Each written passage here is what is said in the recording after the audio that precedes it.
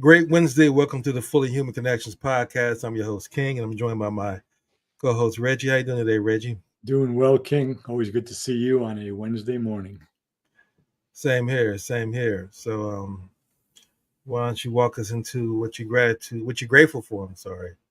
For this Yeah, sure. So I'm grateful to be sitting in a house with a roof over it, indoor plumbing, running water, electricity, refrigerator with food in it, and where I'm sitting in particular, I'm happy that I feel grateful that I was not adversely affected by the um, rainfall that hit parts of New York, Connecticut, Massachusetts over the weekend, where places, just a couple of miles from where I'm sitting, houses were destroyed, people died just from it wasn't a hurricane, it wasn't a tornado, it was just torrential rain, about 10 inches in a day. That was pretty remarkable. And I'm just grateful for um, that the vast majority of people I know were not adversely affected, although saddened by those who were adversely affected by that. absolutely, absolutely. Well, I'm grateful. I'm sorry. Were you done? Yeah, yeah. Yeah, I'm grateful for my life, my health, my ability to see, hear, walk, talk, stand, and breathe, and have sound mind. I'm grateful for another 24 hours to pursue my purpose and a mother who's still alive and still expressing love energy. Um, Challenges and problems in my life, because through those wisdom and growth. And I'm also grateful for the opportunity to be on this call with you. And so far, we're not having any technical issues. So something to be grateful for. And just grateful for the infinite possibilities that this day is going to provide. So, what's your spiritual energy number? I'm at 10, and I had to choose that this morning because it was for a variety of reasons. I didn't wake up feeling that way, but so it was a conscious choice. And as I say, virtually every time we have this conversation, I'm relying on the advice of a good friend who said it's a choice to choose. No point in choosing anything less than a 10 out of 10. Yeah, yeah. And like you, I've had my obstacles and challenges to try to tell me that I should choose a number less than 10 as well. But that's really I would say the joy in choosing a 10 is that when things are not going exactly the way you would like them to go, or as you may deem as bad, being a 10 despite that is really shows you the power of choice over your obstacles and circumstances. So with that, I choose a 10 as well. And with that being said, why don't you walk us into our topic discussion for today? Yeah. So today, again, as always, we're speaking about the underlying messages in my 2022 book, Healing America's Narratives, the Feminine, the Masculine, and Our Collective National Shadow, where we really address that which tens of millions of Americans deny about the country. And I won't go into the details of what that subtitle means exactly, other than to say shadow means what an individual, an organization, or a nation denies about itself. And we've been continuing this conversation for 2.5 years now, going on 2.5 years. And today we're going to take a specific look at the rhetoric and the behaviors with regard to inclusivity, exclusivity around gender, race, and just people in general in the American political scene. And it's immediately relevant because as we speak, we're halfway through the Democratic National Convention. And last month we saw the Republican National Convention. And the difference in the appearance of them, in the rhetoric within them, and in the respective behaviors of their leaders. And by leaders, I mean people at the top of the ticket, but people in Congress and governors and state legislators as well, is stark. There's no way you can mistake one party for the other. At least there's no way I could mistake one party for the other. I don't want to project my own stuff, my shadow onto other people. But just from a really personal perspective, I grew up in a blue collar kid. My father was a plumber, World War II veteran. My mother was a first person in her family to attend and graduate from college. They were first generation Italian Americans in the greater New York City area. And so I grew up around mostly in my neighborhood, and my uncles and aunts were all, blue collar people. My aunts, for the most part, didn't work. A couple of them did, but most of them were housewives. And when I look at the two conventions, and then I listen to what they say, when I see the faces on the floor, not so much the leadership, I'll get to the leadership in a moment, in the two conventions, when I look at the Democratic National Convention, I see people who I feel like I know. And when I look at the Republican National Convention, I see people that I'm not really familiar with. And when I hear their rhetoric, I feel the same way. And as you and I have spoken about before, I'm an unaffiliated voter. I was a member of one of the parties for some years in my 20s and 30s. And I chose to step aside from that because I didn't agree with some of the things in the whole political process in this country, how it functions in terms of the amount of money in it.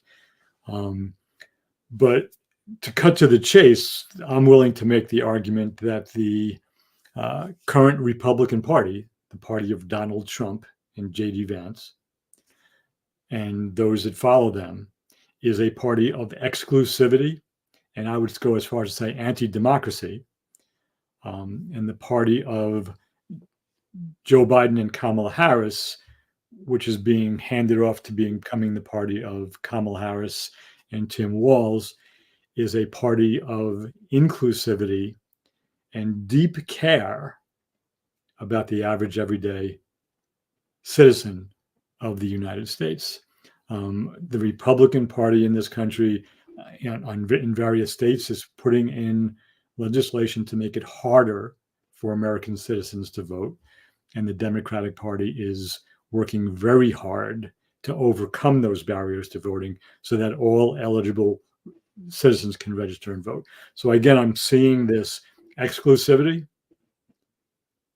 on the Republican Party and this inclusivity, not perfect by any stretch of the imagination, on the Democratic Party.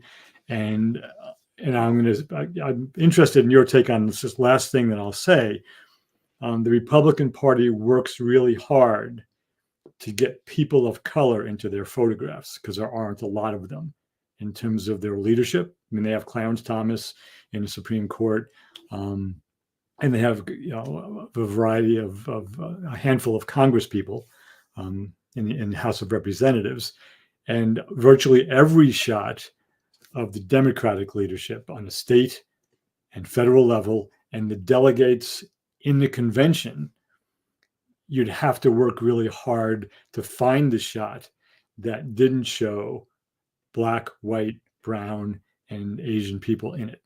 And that's not true with the Republicans. So for me, the Democratic Party really does look more like the population of this nation, and the Republican Party looks like the founding fathers. Without making that a dig on the founding fathers, I've spoken about that before, and how they were not perfect, and they put something into motion that was definitely not perfect with what they had back in the 1700s. So I'll just pause there. We're speaking about the respective inclusivity and exclusivity of the two political parties in 2024 America. Yeah. You chose another great topic as usual. It was funny. What came to in my YouTube feed uh, about a week or so ago, and it's funny, how YouTube works. But of course, I think most people know by the way you watch YouTube or what you watch on YouTube, and particularly what you like and watch and give it length. So you watch something for the length of the video and you like it as well, YouTube's going to recommend other videos like that. Right. And every now and then they'll just throw a gem that you don't expect, in your YouTube feed. And that's what one of the things I would say is really value about YouTube is one that you didn't expect to come on your feed and you watch it as a nice surprise. And you don't get that from the other streaming companies, you know.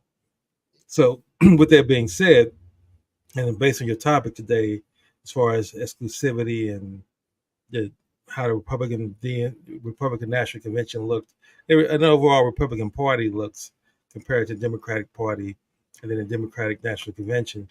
And the old clip was a SNL skit, and it was a skit of a Anita Hill hearing when Clarence Thomas was, you know, going through Congress before he got on the Supreme Court, and all the this Joe Biden was actually questioning Anita Hill and Clarence Thomas, and so again, it's been SNL, so of course you know it's not actually Joe Biden, but it was Joe Biden, Ted Kennedy, and some other about 7 or 8 different. I think Strom Thurmond might have been one of them as well, who they was parroting. And the stark contrast was that it was all white men, Mhm. you know, that was sitting there at the hearing, and you don't see that as much anymore when you watch, you know, C-SPAN and you see hearings nowadays. You see diversity, you see women, you see, you know, blacks, Hispanics, Asians. You don't just see a complete panel of white men, and so that just shows you what the country has grown from that perspective. Now, I'm sure there's some panels where it's all white men, but what I'm saying is that's no longer the norm to the point where that's what you expect to see. And when I watched that, I thought about listening to the Republicans always talk about, you know, D&I, you know, and how every time now there's a black face on anything, there must be a diversity hire. Like no black person or a woman can achieve that level of success without it being because they're black skin, not because they merit it, either despite their educational background and accomplishments and resume. It's because they color their skin. So that's the new tagline now. You see someone in the position, it means say the DEI hire. So what I also found interesting as well, which came across my YouTube feed, was a gentleman, young YouTuber who does some work for the podcasting service, Mothers. I think was it Mother. Can't believe I forget the name of it. Mother's. It's also a magazine. Anyway, I'm forgetting the name of it right now. But he went out and interviewed maybe 10 or 15 during the RNC black male Republicans to ask them why they were Republicans. You know, why they choose the Republican Party. And it's funny listening to a lot of their reasons and what they quote. A lot of them quote Thomas Sowell Mhm. as, you know, they're opening their eyes to see how things were and how he points out a lot in his book and his writings that, you know, it was government programs that was put in place by Democratic leaders that pretty much broke up the black family, and those programs are the reason why the blacks families in the conditions it is right now. We were more united and more together before those programs. So his kind of anti-government message kind of appeals to a lot of those individuals. Now they quote him a lot, and they think that they're free thinkers. But as I always like to say, is that if you're gonna read someone's book, particularly when it has a slant, you gotta look at who's their sponsor. You know, who's sponsoring that person, where they're getting their funding from. Because of course he's not getting his revenue from selling books. That's not his way he's living his life. He's actually funded by several different, you know, PACs and universities. I forget what university, but it's not a university that has, you know, kind of an unbiased perspective. Right. So you always got to look at that, the source you're getting information from. And I, it just reminds me of as far as how many people think they're thinking freely, but they're really not. What they're really doing is being influenced heavily by someone, providing them with some information that they don't know. And instead of doing additional research to try to say, okay, well, this new information I'm receiving, how should I process this? Should I just accept it at face value because it is contrary to what I've been told and it sounds refreshing? But should I also do some more additional research to see, again, the author of this information, where they get their information, why, what's their rationale for writing the book, or where they get their data from, and then at the same time, who and what's their agenda for writing that information. See, for me, that's always my process for, regardless of where I get information from. It's understanding who's the author, what's their funding source, because it always can be linked to that, and then what's their agenda, what's their reason. And then I look at if I can find that author on other YouTube videos being interviewed to see what their bias is, because that's going to help me really determine how I receive that information. Not to say that I'm not going to agree with it, but how do I process it, and what lane or what space do I now want to let it enter my lexicon and incorporate it into my thinking? And I just don't see so many. I see so many people not doing it nowadays. Now I agree, the Democratic Party has definitely come up short. And like you, I'm more of an independent voter, if you give me my druthers, as opposed to being a Democratic loyalist. But the Republicans are not doing anything at all to try to bring me on, persuade me at all. It's like they're not saying anything that will remotely appeal to me. One of the questions I love that um, the vice president candidate right now, uh, Tim Walz, said, "Who asked for the Republicans to say that they're going to cut back on reproductive rights? Who asked for that? You know, what citizen out there is saying I want less rights when it comes to these things?" And that to me is the essence of the Republican Party. It's like they're not listening to their constituents to say we're creating a platform policies based on what our constituents want. They're laying down laws to say these are in your best interest because, again, I know I'm saying a lot or jumping around a lot, I would say, but they're playing on fear as to say, here's what these other groups are getting. And because they're getting these things, you're losing out on. And so this is what you need to be mindful of. This is what you should be concerned of. They're winning, you're losing, and you should be upset about that. And then I just wrap up by saying, in addition to the racial demographic contrast of the RNC compared to DNC, it's also the energy. You and I are big energy people, and I always ask you what's your spiritual energy number.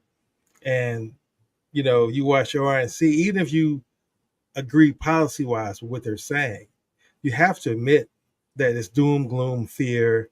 The country sucks, and I don't meet people out. I don't meet a lot of people, particularly folks who are actually working full-time jobs or businesses, who are being productive members of society and feel that the United States sucks right now. They might not necessarily be happy with everything. No, I don't think there's a person alive who's happy with everything their country's doing. But by the same token, when you wake up in the morning, do you really feel like America is, uh, you know, going to hell in a handbasket as much as the Donald Trump and his cronies are always trying to make it appeal that it is? So those are just my thoughts. We talk about that, not only the demographic contrast, but just the energy, of course, what's being said, but just how it's being said and how they're getting people motivated. One side is motivating off fear, and Michelle Obama said it best last night. She talked about the feeling that the Democrats is having, and the energy, and she said this is the contagious feeling of hope. Hmm. That's what this feels like, So one side is advocating hope and freedom, the other side is advocating fear and loss, and so just those two contracting messages as well. Yeah. I mean, there's a lot there, and I agree with what you're saying. And just to follow up on that last piece, and tie in, my initial comments about inclusivity. I'm not certain about the first thing I'm going to say, but I'm pretty sure it's true. And I will check this. I don't believe there were any Democratic leaders invited to speak or who did speak at the Republican National Convention. Right. But there are quite a number of Republicans who have spoken and are going to continue speaking at the Democratic convention. And everyone from Bernie Sanders to, I'm going to forget, there's 3 or 4 people have said it already. We're inviting everybody into this party because, independents, Democrats, Republicans are all invited into what we're doing. And they're not saying that in the Republican Party because it is a party of fear. And the face of the Democratic convention, which is definitely skewed, and I'm using skewed just as what the word means, leaning in one direction. It's not a criticism.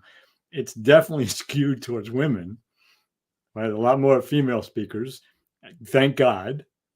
And the scariest thing, because the foundational elements of the current Republican Party, they like to say they're the party of Lincoln, and they're so far from the party of what Lincoln, did, back in the 1800s, that the face of a woman in a position of leadership, and then you put some color on her skin, so she's a woman of color, that's terrifying to a lot of people who think a woman belongs in the kitchen barefoot, pregnant, and making brownies. That's a horrible cliche from probably the mid 1900s. And that a man's job is to lead and get it done. And that's part of what I address in the book, The Feminine, the Masculine, Our Collective National Shadow. So the prospect of a woman leading the country, which many other post-industrial democracies have experienced already, the beacon of democracy hasn't, the United States, is terrifying to a lot of people because there is still an underlying sense of racism and sexism in tens of millions of people in the United States of America. Now, again, I said tens of millions of people, and the country has about 333 million people right now. I forget how many of them are adults of, voting age. So I'm not saying everybody. Obviously, it's not everybody. Right? There's a lot of, as you said, a lot of joy and hope and energy in the Democratic National Convention. But what we're seeing, this fear and this attempt just to say no, no, no, and exclude certain groups, that was present at the founding. White, heterosexual, Christian, for the most part Christian, not all of them were Christian, landowning males. They had the power to vote and create. Women didn't. Poor white men didn't. And obviously Native Americans and African Americans didn't. They were still enslaved. We haven't finished with that yet. And there are still people who believe in the myth of the lost cause, of the myth of the frontier and the cowboy mythology that Ronald Reagan rode in and out on, of the individual, rugged individualist. And there's not an individual person, from Donald Trump to Joe Biden to Kamala Harris to Barack Obama to Michelle Obama to Bill Clinton, Hillary Clinton, to the Bush family, the Kennedy family, just go all the way down the line.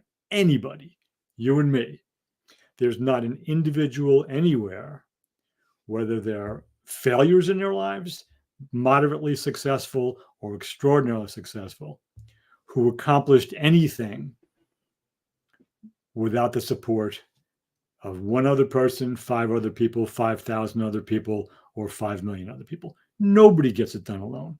Are there some extraordinarily gifted individuals who create things or play sports or in entertainment or leadership? Absolutely.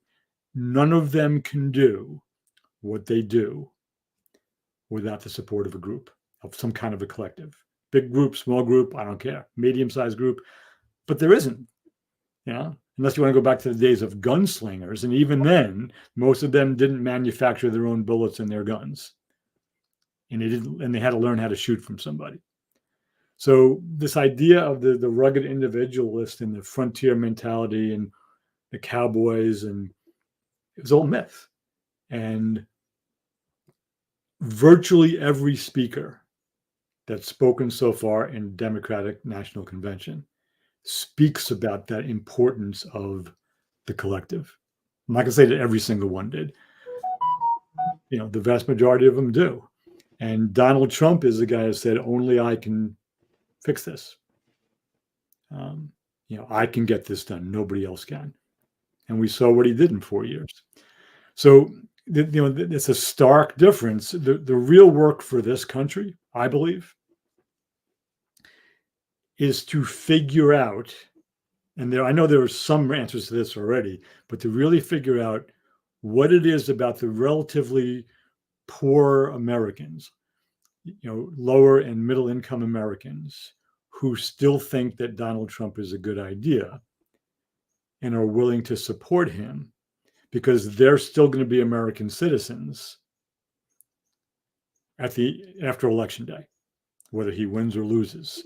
And understanding that demographic, and we understand part of it because they were left behind by corporations, by a lot of progressive policies in the 60s, 70s, 80s, 90s with the corporations.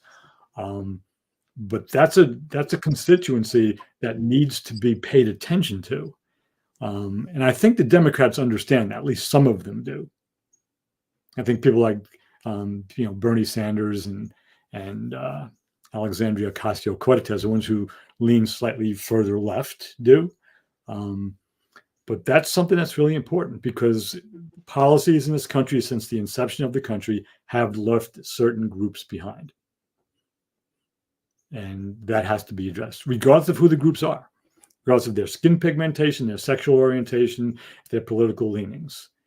Either we're in this for all American citizens or we shouldn't be in it at all.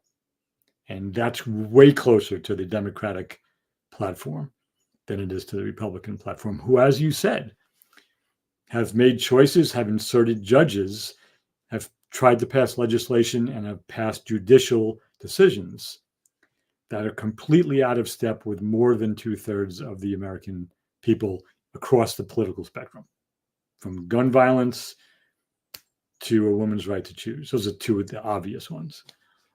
So it's just, it's not clear other than this, and then I'm going to just go here and say one last thing. And you and I have spoken about this before, the big money, this is going back some decades now, of the Koch brothers, the DeVos and Prince families, the Coors family, that went into, basically Christian nationalism to get a Christian agenda going, who funded Ronald Reagan, who funded Donald Trump, continue to fund Donald Trump at some level, although the Koch family less so nowadays. They have a certain agenda that they really believe that God wants the United States of America to be a Christian nation, to lead the rest of the world into Christianity. Right? I mean, you can read that. I mean, you can read it in things that they've written. That's a fairly dangerous underpinning in what alleges to be a democratic republic. That wasn't created as a Christian nation, although many of the founders did hold Christianity as a belief system. So it's interesting times for sure, and somewhat scary. And my leaning nowadays is, who's interested in everybody's voice? Not that you can meet everybody's voice, because you can't, but who's interested in including as many human beings as possible, and let's just say American citizens as possible for now, because we're speaking about, the citizenship of this country and who can vote. Who's trying to include more people? And it's not even close. If you look at the Donald Trump Republican Party and the party of, currently Joe Biden and Kamala Harris, and after Thursday night, it's going to be Kamala Harris and Tim Walz. So it's both sides are saying it's America at a crossroads, and the election is going to make a big deal, and it is. I have a letter on my desk from Donald Trump asking me for money, actually asking somebody else I know for money. It was forwarded to me. I don't know how they got on the list, but it's the language is really interesting that's in there. Very different from the view of the world that I actually see with my own eyes and hear with my ears. And it's pretty scary. Asking for more and more money to keep a billionaire in office. If they can just use 50, 100, 200, 40, 10, whatever I can afford, and I have envelopes for 2 months to send it in August and September when they really need my contribution. Not that, again, it wasn't addressed to me, but millions of people got that letter. One of them just made its way to this address by mistake. So I don't know. Was there any link to any advertisements for his tennis shoes you can purchase as well, or his Bible that he sells? Now, in fact, this one, even though it says, I don't even hold it up here, to the return address, there's no return address. It just says, I don't want to get I got to cover that up out of privacy. It says President Donald J. Trump is the return address. And then inside of it, it wasn't written by him. It was written by the Republican National Committee, although his signature is on it. There is the boldface print and the underlining and talking about fake news media and Marxist schemes and the far left. But it's not his crazy rhetoric. It's kind of an understandable syntax, mostly grammatically correct, and just constantly refers to the far left. And if anybody knows anything about the political spectrum around the world or in this country, Joe Biden is not a far left guy. He's not. He's just not, hasn't been and isn't. Right. He's center left for sure, but not far left. There wouldn't be so many Republicans, from governors to former houses, Congress people, to retired appellate court judges who support him and who are going to support his current vice president and the current Democratic presidential candidate. So again, it doesn't advertise shoes. It just gives me, my August envelope and my September envelope, and it tells me to mail it to Topeka, Kansas, where they'll take my money and put it to good use, making somebody in the media and advertising world rich, because that's where all the money goes. So, not that I have a strong opinion about that.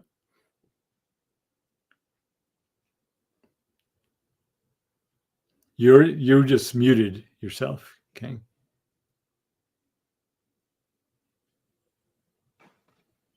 Can you hear me now? Yeah, you're back. Good. Yeah, I'm not sure how I got muted, but thanks for telling me. One of the interesting things about what's going on right now with the Republican Party and this whole MAGA movement is that a lot of time and effort is focused on, the Rust Belt part of the population that, as you talked about, the folks that was left behind, the poor middle of the country, white folks. But a recent report that just recently came out about the January 6 rioters, and it came out maybe 2 years ago, but it's recent to my eyes, I would say. And it talked about, interesting enough, that of the 400 rioters that were arrested on January 6th, or who attacked the Capitol, that 93% of those obviously are whites, and then 86% of those are males. But what's really interesting is that less than 40% of those individuals were members of the Proud Boys or Oath Keepers or Three Percenters. That they were individuals who came from Biden states, the blue states. But now again, they were Trump supporters. But they wasn't the ones that you expect to come out of the red, deeply red states. They actually came out of the blue states, New York, um, Chicago, places like that, and they were white men who were had businesses. Most of them were over 40 years old, or 35 years old was the minimum age that most of them were.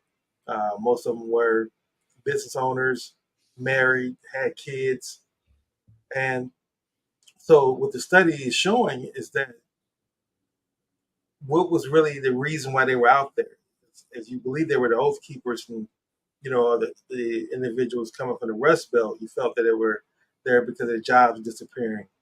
But you, what brought those individuals, the demographics I'm actually speaking about, to come out and actually take action, and, from an active standpoint, not a passive standpoint, was the fact that what they brought into was a replacement theory, that they're being replaced by minorities, blacks, browns, Hispanic individuals are taking their jobs, or more importantly, uh, as things become more equal, or people Mm. advocate for equality, they're going to lose out on their privilege, and that's what they don't want to lose out on. And that's what brought those individuals out, and have them come out and be part of the violent resurrection. Um, and that, to me, is what has to be looked upon as really understanding it from all angles, and not just grouping all the people together to say, well, we got to make sure that we get these individuals who are in the, again, Rust Belt area, give them a chance to find out what their needs are and make sure they're being addressed, because factories are closing, the mines are closing. Those individuals are Trump supporters as well, but they weren't the ones necessarily that decided to go out and take action and, violently attack the Capitol and look to, stop the peaceful transfer of power. So I say all that to say is that from what I'm continuing to see and read is that it's the fear of losing white privilege is the biggest concern, and having to compete in a world where you don't have that privilege as a white male to say, I can, I'm going to get this job more than likely because I don't have to worry about it going to anyone other than another white male. That's the only person that I'm really competing against. And if I have those connections and those relationships, then that's going to even make it easier for me to get the job. I have to compete with the black, white, men, women, straight, gay, whatever the demographic is out there. I'm gonna have to compete with those individuals. And I just think that a lot of individuals really don't want that. And Trump represents that we're gonna make America great again, code word to say, I want to get you back to the time where that was a norm. And that's where the America that I want to take us back to, not this new America where everyone has a shot and everyone has an opportunity to compete for those jobs or compete for those businesses. And I think that when people really began to discuss really what's at their heart of their motivation of why they lean into certain political, because as you all know, we discussed, you point out in your book, politics now becomes so divisive that just mention the fact that you are a mega. If you're wearing a mega hat, that communicates so much to everybody, more likely. And even though you may not necessarily be a person who have that racist or belief in the fear of the placement theory as your motivating factor, you may be more in line with the fact that you want tighter controls of the border, and you believe the Republican Party can get that. The fact that you wear the mega hat, knowing that what that message conveys visually and what that really means, I think that speaks a ton as far as nonverbal communication. And so my concern of mentioning all that is just get to the point where, again, the engineering, I just really want to get to the crux of the matter and look at what's really at the core of why people are behaving the way they are. And they don't want to lose the privilege. And they don't want to necessarily come out and say it what it is, but that's at the end of the data backs it up. That's what it is. Like I said, the universe is really shifting as far as I, that people are beginning to see themselves as more human being, more so than anything else. That thinking is beginning to slowly, I say, come into play, and they're losing some of their initial identity of, as far as their race, as far as their gender, as far as their religion being the number one identity. Now, again, there's going to be pushback. There's going to be resistance to that. And to me, I think that's what the media puts forth more than anything else. They put forth the resistance to that because that's more sensationalized, and that's Hmm. the headline grabbing. That's what's going to get you to click on that article, or read that read that blog post or watch that news clipping or whatever it may be.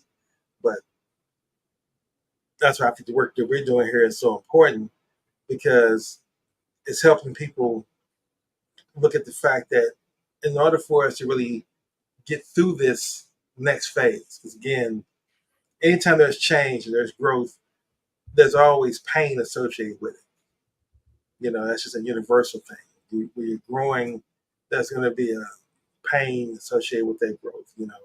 From your body stretching and growing, to say growth pains, to anything you want in life that's going to be worth achieving. There's going to be a certain amount of sacrifice, a certain amount of loss, and then you have to accept the new world that's being ushered in. And being fully human and changing your mindset from I'm a black man first, at least from my perspective. I'm black and I identify with black, to know I'm a human being. And when I see that, when I'm forced to see the humanity in myself, it simultaneously forces me to see the humanity in others. But see, when I identify with my race or my gender or my religion, or my job or any of those other tribal identities, then I can see you as an object. And if I see you as an object, then I can easily find reason to hate you or group everyone who looks like you or talks like you or dresses like you or behaves like you into that one group. And I can say, those are the people I don't like. Those are the people who are coming for my job or coming for my lifestyle or coming for my culture or coming for whatever it is that I have. They're the ones that need to be defeated. And you've always talked about that feeling of um, that group dynamic where win lose, we win, you lose type of mentality. Hmm. So that's kind of what I'm watching, and that's what I'm saying as far as where we're going, the telltale sign of who's willing to be just flat out honest about what their intentions are. See, to me, when you're being fully human, you are being authentic to the fact that I'm going to be human, and making that conscious choice. Like I said, it's not easy. But once you begin to put yourself on that path, and it's not just you make the choice and you're there, it's a journey, it's a path, and you're going to be tested on a daily basis. But you find joy in seeing other human beings thrive when you identify yourself as a human being. And you don't see yourself as a victim. It simultaneously wipes away the victim mentality. And that to me is one of the greatest benefits. And I wrap up saying what I'm saying is because that's the conversations I want to enter with folks now. I Hmm. don't want to enter into conversations with people who, and even it's a group of black men who, 10 years ago or so, I would have jumped into their behaviors and their ideology, because what united us was being black men, and also the victimhood of how we feel we're being attacked also was a united cry. But as we talked about before, was now more prevalent than ever before. It was always a it was a false narrative, but it's becoming more blatantly that it's a false narrative now. Is it believing that blacks are monolithic, that Hmm. all black people think one way, and we're beginning to see that's not the case more and more. Like you're seeing and hearing black men who skin may be the exact same color I am, and maybe come from a similar as far as neighborhoods that I grew up in culturally. As you talk about the culture givens are very similar, Right. but yet still they see themselves as Republicans, and they see themselves, as you say, they believe in that false ideology of I pulled myself up by my bootstraps. I got to be where I am successfully by my own efforts. And it's like nothing can be further from the truth. And I think that once you buy into that false narrative of believing that, then you also, it's easier. It's like using the food analogy. Once you tell yourself, okay, I'm gonna eat this one water-based vegetable, it's a little easier to, here's some broccoli, here's some green peas, here's some other things that you might not necessarily like, and you begin to start eating more vegetables. That's what they're doing. You find out there's one little nugget of piece of information. I can accept that. Then the other ideals become a little bit more believable, a little bit more tolerant, and that's what I think more people who are buying into the identity politics are going. Yeah, I mean, beautiful. There's a lot going on in there. I'm really glad you brought up the replacement theory, because I think that's a big part of. I think that's one piece of what's going on with that demographic of folks who came from blue states, even though they were Trump supporters, and went down and rioted on January 6th. And I think that's really a valid point. And I would even go a step further. And I'm thinking out loud here. So don't throw anything at me. But I think that's also a part of what, in my experience, contributes to that. It might be a small part, but that's one of the problems also with the Electoral College, which, again, for people listening, everybody, we all know it only affects the election of the president, has nothing to do with any other election. But if I'm in a state, let's say South Carolina, that typically votes red, and I'm a Democrat, right? My popular vote means nothing. Doesn't count, because all of the delegates are going to go to the Republican candidate. If you're a Republican supporter in Connecticut, where I live, or in New York, where I grew up, and you vote for your Republican candidate, your vote really doesn't matter in a popular vote, because all of those delegates in the Electoral College are going to the blue state candidate. Now, there are a handful of states nowadays, and I forget which ones they are. Vermont might be one, but don't quote me on that, where they actually go by county. So it's not winner take all, where you get the delegates from each given county in the state, which is closer to being fair, to making each vote count, but still not the same as, all right, let's say there's 200 million eligible voters. Go to the polls. Whoever gets the most votes win. And so that's part of the disenfranchisement, the feeling of being replaced. If you're a red voter in a blue state, your vote doesn't really count for president. But also the opposite is true. If you're a blue voter in a red state, your vote is pretty much meaningless. That's a piece, but I think a small piece. The idea of being replaced, and they don't know what to do about being replaced by robotics, people in the Philippines, people in China, and people in various South and Central American countries. It's easier to push back on the people of color in this country, and that's what they're doing. I'm being replaced by them. But the replacement is taking place at the hands of corporations who are doing the replacements, and it's going to a lot of other places. But I think that's a really good point. And to drill down a little bit further, I'm pretty sure that the only way to fully understand, let's just take one of those Trump supporters living in a blue state who showed up and entered the Capitol on January 6th. Most of the people who were called down on January 6th didn't go in. There were thousands more outside that didn't go in and vandalize and attack the police. But for those who did, I'd want to be able to sit down with any one of them who was willing and have a conversation. What is it that you really believe? What is it? Why did you go in?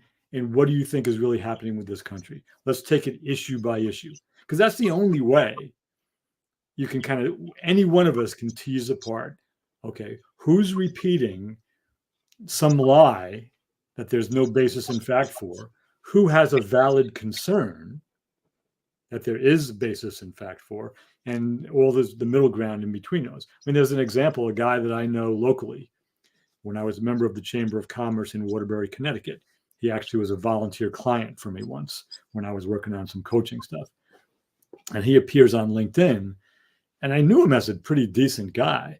And he just repeats and reposts things on LinkedIn, which used to be a professional website. Now it's like Facebook with a little bit of professionalism. I don't even know how to describe it. But he just repeats this stuff that's provably false. And it's on every day because I know him. It's on my feed. And I don't go in because it's all part of a thread where everybody's just attacking Biden, attacking Harris, and it's just stuff that's not true. And I want to say, his first name. I want to say, Pete, which is not his name.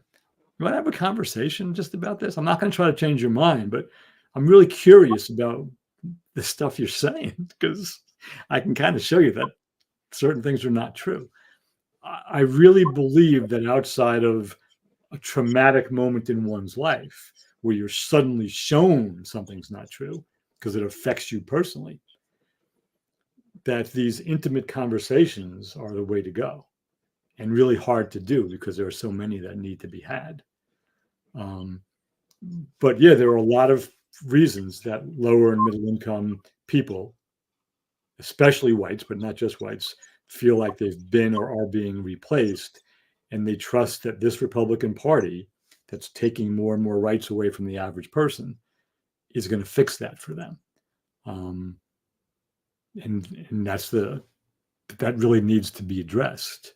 And it is being addressed because more and more people who were conventional Republicans have left the Trump Republican Party and are reluctantly or not supporting the Harris Walz ticket, or at least not supporting the Trump ticket. But it's tough. And it's about critical thinking, as you have said many, many times. It's about, really being self-reflective.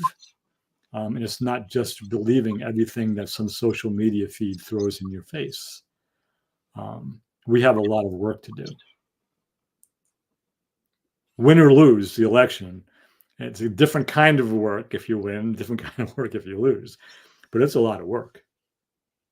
Yeah, it's a lot of work. And it's going to take some new voices getting out there. It's talking like we're talking right now. To let people get involved in these kind of groups, these kind of discussions. I think, our type of discussion we're having is, I should say, doesn't happen enough. I could turn on YouTube right now and find, all kind of tribalism topics that keep my interest if that's my identity. If I want to watch, if I'm really caught up in the Democratic policies and ideology, then I definitely can watch a lot of videos that's going to really help me, make me feel good about myself and make me feel a part of the collective by just watching certain videos. Same thing if I'm a Republican or make a Republican. Same thing if I'm identify as a black male. Same thing if I identify as a gay black man. Whatever my identity is, I can find those groups, those tribes, and just start staying in that circle. And I just think, to your point, when you challenge yourself on growth, being growth minded, and you say to yourself, what am I not getting by just listening to the choir sing? Is there another point of view out there that I'm missing? Is something else I'm missing out on as far as my own growth as a human being? Let me listen to these other sides and let me see, is there something I can gain from them? Particularly if it's not hatred, just a different way of looking at the world. Yeah. That's always my first qualifier. Is it hatred that they're speaking about? Because if it's hatred, it's negative energy. No, I don't want that. I don't need to bring that into my life. But if it's just a different way of looking at things that is not a part of my cultural giving that I was raised with, then let me take a little time and figure out what are they saying. To your point, let me listen intently, seek first to understand, then to be understood. We all begin to start putting ourselves, at least in that kind of mindset, just at least start off with one conversation, I believe. Then it'll start to grow into multiple conversations so that becomes the way you actually think as opposed to you forcing yourself to think that way. It becomes automatic. It becomes to the point where it's an unconscious thought process because you're behaving along those fully human behavior traits. But we've kind of reached the top of our hour. You kind of laid out some next steps. Why don't you continue down that path as we kind of transition to that section of our show? Yeah. So moving forward, and you actually alluded to this in your speaking about how you identify, how anyone identifies, but you were speaking personally for yourself. And in the book, in Healing America's Narratives, I refer to a shorthand for worldviews. And here's the four-step shorthand. And these are real. They're research-based. It's not something I made up. But I can be concerned just about myself, self-interest, egocentric, me-centric. I can be concerned about my group or my groups as my primary identity. That's where the vast majority of Americans live, in a group-centric worldview. And the group can be anything from my family of origin, right, to my religion, to my political party, to my sports teams, whatever the group happens to be. And when you graduate from that, and this is what you spoke to, is you become human-centric or species-centric or all of us-centric, where you recognize that we're all human beings. We may have different beliefs or religions or skin pigmentations or whatever, but we're the same species and we need to take care of each other. And then the last one, where virtually nobody lives, is it's all that is. So I'm part of the universe. I'm part of, the deer and the squirrels and the birds and the trees are all part of me, and I'm part of all that too. So what's a worthwhile practice? Not easy, but it's a worthwhile practice to watch yourself. I watch myself, you watch yourself. On any given day, in my responses to other people or things in the world, is it really all about just me? Am I just me-centric? And you got to take care of yourself. There's nothing wrong with having attention on yourself. But if that's the only thing you have, which I think Donald Trump has, that's a problem at his age. It's important when you're 1.5 or 2, because you begin to individuate. That's why they call it the terrible twos when kids are really small. But at what level am I only concerned about my group? And that's what we spoke about today. The Democratic Party is calling everybody in. We're welcoming Democrats, Independents, Republicans. Republican Party is not doing that right now. But find your own center of gravity. Is it just me? Is it my groups? Is it all humans? Or is it the universe itself? Don't spend too much time there because the stats are pretty clear. Not a lot of people living there. And just self-assess, and what might you need to do to either get healthier where you are, if you are group-centric, and you probably are, because most of us are. How can I make sure that my group centrism is an us with them as opposed to an us against them? So that's part of the work you can do. It's kind of easy to say. It's not a easy thing to necessarily do. Excellent. And now that we transition to the next section of our show, pretty much the final section of our show, as we can wrap up, is we want to give flowers to someone with a past or the present who we believe are exhibiting the fully human characteristic qualities. And I'm going to throw you the time first, so to speak, and see if you have somebody in mind who you want to lift up and give flowers to. Yeah, so I don't think I mentioned this last time, but within the last month, I had a visit from my oldest friend from childhood, a guy that we've known each other since we were 4 and 5 years old. We've been good friends since then. It's not like we separated for a while and then got back together. So we've been really good friends since then. And his name is Paul, and he's a father of 1 biological child and 1 adopted child. And he is just this good, grounded guy. He spent some years, really talented. He can do a lot of things well. Spent some years in the corporate world where he got paid well to do a lot of things. They re-geared him. He was an auditor. He was a regional sales manager. He was I don't even know what you would call it, where he built a retail establishment in another country for the company he worked for. And he was aware of both the downsides of some of the work he was doing and the upsides. And he retired in his late 50s. And And now he spends a lot of his time taking care of his grandkids. And he just remained this really kind of grounded, good, solid friend who's fully human in his roles as a spouse, as a parent, as a friend. And we laugh because we were together. We've been friends now for 64 years, which just saying that is kind of terrifying. But he's just a good guy. He's definitely fully human. And what my short summary didn't do him justice. Well, I'm going to give a shout out to all the police officers out there who are actually doing their job to protect and serve everyone, not just property, who don't come to work with the biases, but look to be active in the communities they serve, to see individuals as human beings and come to the aid of anyone in need of help. I think those police officers don't get acknowledged enough. I definitely want to lift those up. I don't have any names, but I've seen examples of some on YouTube who go out and, talk to the community, shake hands.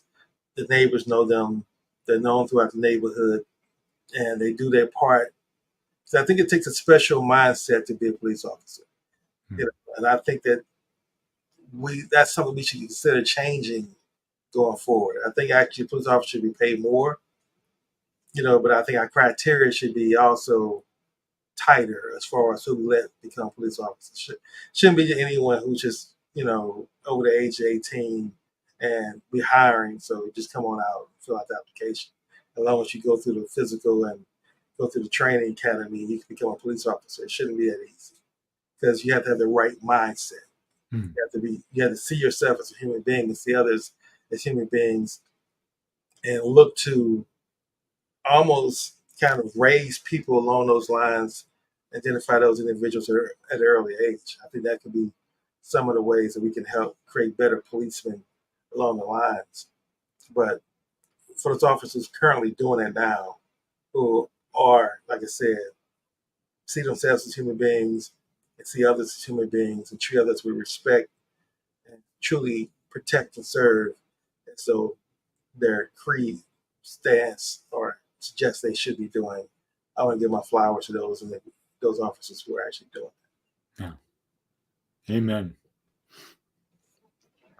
All right. Well, we've reached the end of our show. Again, Reggie, thank you for another great topic. It's been enjoyable as usual, and it's also been informative.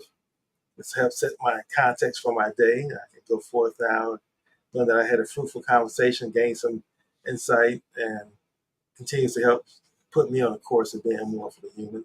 Thank you for being present, showing up.